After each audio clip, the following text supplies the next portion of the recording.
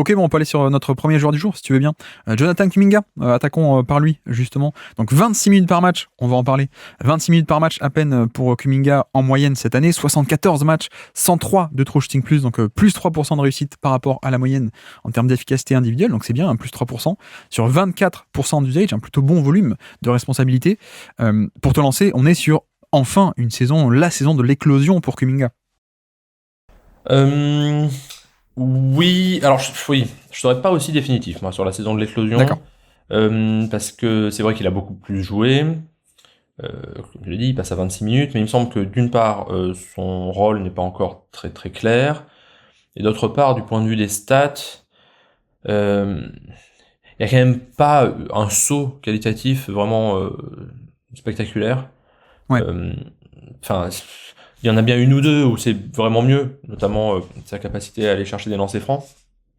Mais pour le reste, je trouve pas qu'il y ait qu'on se dise c'est la saison de l'éclosion où ça y est, il est devenu un très bon joueur.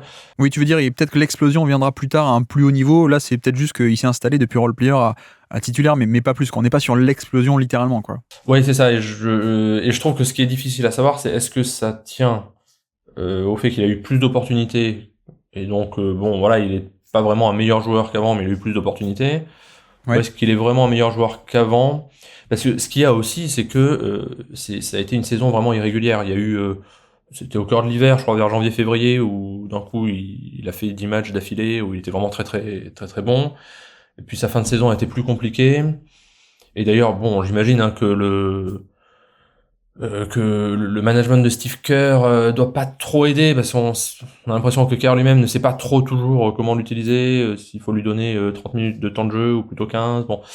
Ouais. Donc pour moi ça reste un peu un mystère, j'avoue, parce que aussi c'est le type de joueur dont je suis pas très fan parce qu'il y a plein de défauts sur lesquels je vois pas une énorme amélioration et qui sont notamment des défauts alors de ce qu'on appelle un peu généralement du QI basket, mais c'est un peu plus que ça, c'est en termes de vision du jeu, en termes de technique de dribble, là, je vois pas une amélioration énorme. Par contre, ce qui est certain, c'est que cette saison, il a eu plus d'opportunités de montrer son potentiel physique, qui est énorme, c'est vrai, et qui fait que c'est un joueur assez spectaculaire et qui fait qu'on peut se dire que oui, voilà, il a explosé parce qu'on le voit plus.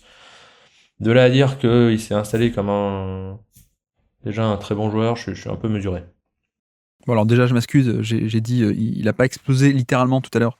Je m'excuse pour cette utilisation du mot littéralement très très mauvaise. En plus, devant toi, Rafa, prof de littérature, c'est la honte. J'ai envie de couper le podcast, mais non, pardon, blague à part. Donc, je comprends ce que tu veux dire. Il a pas explosé à un plus haut niveau encore. Et effectivement, je pense qu'il reste peut-être un step. Même si je suis un peu comme toi, où de base, j'étais pas trop fan de cet aspect de le Uber athlète, mais qui manque un peu de feeling, un peu de dribble, un peu de skills en fait, de toucher, tout ce genre de choses. Après, tu vois, bon, déjà, premièrement, par rapport au minutage, comme dit, on a un peu des critères officieux de il faut au moins une demi-saison en termes de match et plutôt un minutage de titulaire au moins 28-29 pour intégrer le top 100. Et là, il est que à 26 sur la saison. Il faut aussi détailler que en fait, il y a eu une prise de fonction en cours d'année, comme tu l'as dit, où il est passé de juste un joueur de rotation à finalement titulaire et en gros, un titulaire important. Donc, ça s'est opéré en janvier et avant l'année 2024, il est à peine à 22 minutes par match. Donc, voilà, genre de rotation un peu banal, quoi, 22 minutes par match à peine. Et à partir de janvier, le 1er janvier, il est carrément à 30 minutes par match sur la fin de saison. Et c'est 30 minutes par match sur 44 matchs sur la fin de saison. Donc, on va dire que pour moi, il passe un peu le cut vis-à-vis de ça, et puis aussi du niveau de jeu. Et je suis peut-être un peu plus chaud que toi, du coup, sur ça, alors que, comme dire, je suis un peu comme toi, j'aimais pas trop le profil à la base, etc., etc., mais je trouve que l'insertion dans le starting line-up a permis pas mal de choses pour lui, enfin pour les Warriors en tout cas, c'est-à-dire d'un point de vue identité tactique, ça a un peu éclairé certains trucs. On insistait beaucoup avec Kevin Looney, qui a aussi, ok, c'est un joueur que l'hipster aime bien parce qu'il pose des écrans, il va au rebond, etc. Mais je trouve ça parfois un peu exagéré à quel point il est admiré, Kevin Looney, et il posait aussi certains problèmes. Je trouve que l'insertion de Kuminga, ça a rajouté un peu du punch, un peu du dynamisme, un peu partout. Donc notamment sur le jeu de transition qui a explosé dès qu'on l'a mis dans le 5 et ça a permis d'aller gratter plein de points faciles. C'était un peu un des secrets des Warriors deuxième partie de saison, c'est ce explosion du jeu en transition parce que Looney il peut plus courir hein, évidemment, alors que Kuminga oui, des line-up beaucoup plus petits, donc on a ça en attaque, un certain dynamisme aussi, peut-être on en reparlera, mais aussi en défense en fait surtout. J'ai beaucoup aimé ça parce que du coup, tu vois, on avait affaire avec un Looney qui était un profil assez rigide, qui peut prendre que le gros adverse et défendre que le gros adverse, c'est pas plus que ça. Finalement, on a mis Kuminga à sa place, et ce qui permet Kuminga qui lui a un éventail de postes à défendre qui est beaucoup plus grand. Il peut d'ailleurs défendre sur des plus petits, même, il est explosif, donc ça passe. Et ça a permis de pratiquer des schémas qui étaient bien meilleurs, beaucoup plus dynamiques, beaucoup plus agressifs, et surtout de déployer Draymond Green de plein de manières différentes. Et pas juste, Kevin Looney, t'es obligé de prendre le gros parce que tu peux prendre que lui, et donc Draymond, t'es obligé d'être cantonné à ce mec-là ou ce mec-là. Là, on a retrouvé un peu une certaine polyvalence de schéma, et donc un Draymond Green un peu plus off-ball, un peu plus rim protecteur, libéraux, etc., etc. Donc, tu vois, j'ai envie de dire, c'est même pas tant que lui. Je suis d'accord qu'il a pas tant changé que ça par rapport à l'an dernier. C'est peut-être une question aussi d'optimisation, comme tu disais, et de recontextualisation du joueur qui lui a servi, lui, et aussi à son équipe qui l'a pas mal aidé, je trouve. Oui, non, mais c'est vrai, je suis d'accord avec toi, mais malgré tout, ce qui, moi, fait que je suis un peu réservé, en un sens, c'est aussi que je trouve que c'est un profil qui, certes, comme tu l'as dit, a débloqué certaines choses, mais qui aussi en bloque pas mal d'autres. Et finalement, c'est pas un joueur très polyvalent, je trouve. Au En sens termes de où, spacing, tu veux dire? en termes de spacing, en termes aussi d'intelligence de jeu, et Ouais. on voit bien que l'une des grandes interrogations des Warriors, c'est comment on fait pour le faire jouer avec Andrew Wiggins, parce que les deux ont un peu les mêmes défauts finalement. Que défensivement, il le joue quasiment toujours au poste 4, donc ça veut dire Draymond Green en 5. Alors, ce qui est à plein d'atouts, mais ce qui est pas très viable sur le long terme non plus, d'où le fait que Jackson Davis est si utilisé aussi. Ouais. Et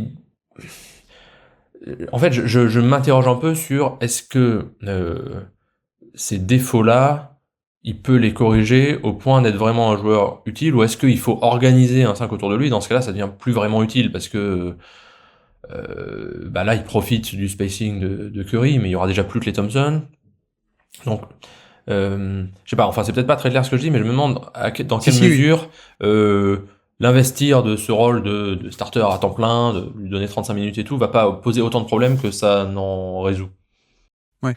Non, mais en un sens, oui, il y a certains compromis. En effet, d'ailleurs, le premier, c'est le shoot. Le shoot qui est quand même pas une perte de spacing de par ce shoot. Après, de l'autre côté, je trouve que, tu vois, par rapport à un autre non-shooter qui était Looney, on apporte pas mal de dynamisme en termes de poste d'écran, en termes de cut, en termes de finition un peu agressive au panier, en termes de transition. Donc, pour moi, il y a cette valeur-là. Je suis d'accord, on n'est pas encore sur un créateur, ou en tout cas pas un de haut niveau, mais j'aime bien ce profil un peu défense très polyvalente, de bon niveau en plus en défense on-ball. Off-ball, c'est pas la folie. Là, c'est plutôt Draymond qui s'en charge, mais c'est pas un mec qui va te faire des rotations en termes de protection de panier. Il va pas être monstrueux sur les lignes de passe. Il n'y a pas un playmaking défensif de haut niveau parce qu'il n'y a pas ce QI basket en général, on en a déjà parlé.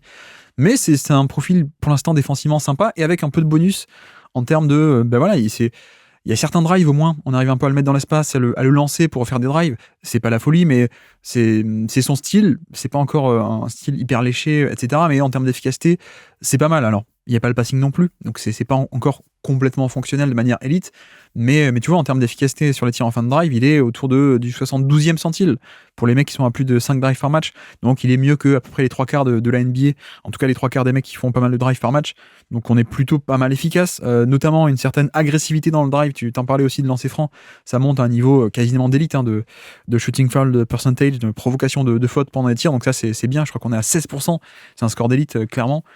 Efficacité au panier, voilà, il y a plein de petits trucs, mais effectivement on n'est pas encore sur un niveau star, on n'est pas encore sur un niveau même créateur secondaire, on est plus sur le défenseur un peu polyvalent qui parfois peut faire de la pose d'écran, parfois peut faire des écrans inversés, parfois peut faire des cuts, la transition, donc ça a une valeur qui va être limitée par rapport à des vrais créateurs, mais je trouve ça pas mal, même si en effet il reste certaines faiblesses et qu'il reste encore certains step-up à faire éventuellement, quoi.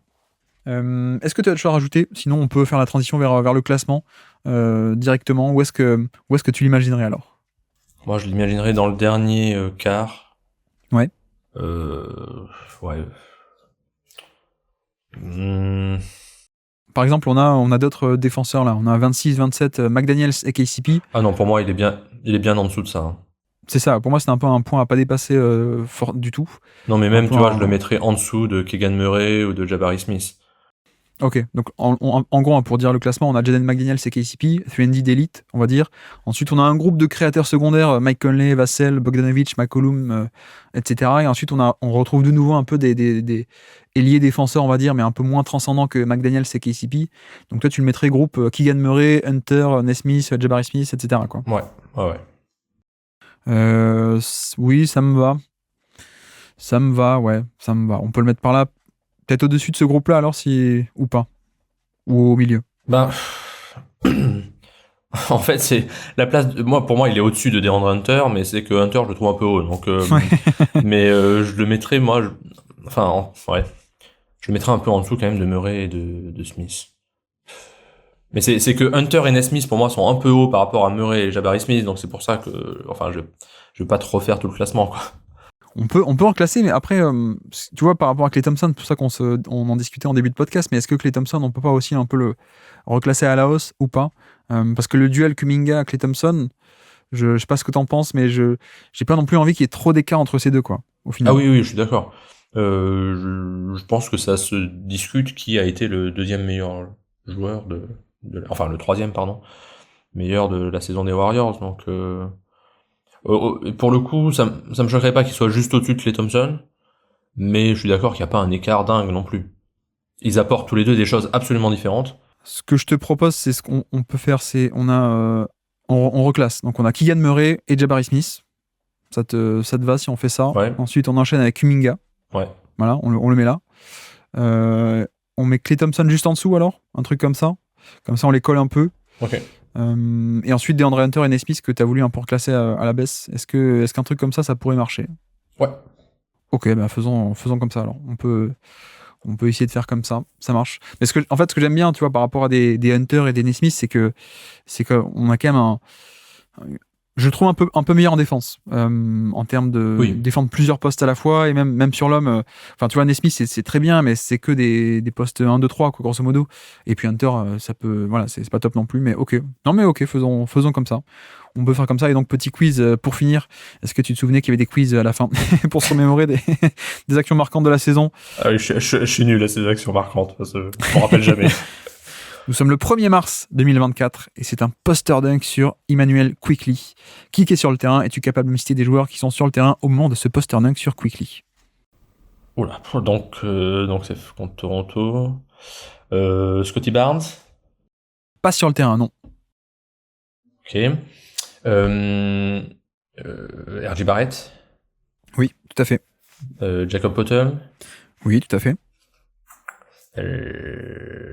Grady Dick? Non, un autre shooter qui a fait 3 passes en carrière depuis Duke. Gary Trent? Exactement, Gary Trent Jr. qui est par là. Et donc dernier. Il me manque un Raptor. Hein. Ouais. C'est un mec qui a beaucoup bougé récemment alors qu'il n'a pas été drafté il y a si longtemps que ça. Il était dans le trade de Gobert à la base. Drafté par Cleveland. Échangé à Utah directement. Utah, ça n'a pas trop fonctionné. Échangé à Toronto. Agbaji? Exactement, Ochai Agbaji est sur le terrain pour Toronto. Il est donc de l'autre côté Warriors. Curry, oui.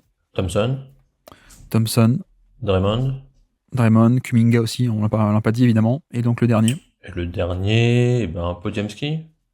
Non, il a fendu la mer en deux. Moody. Exactement. Moses Moody.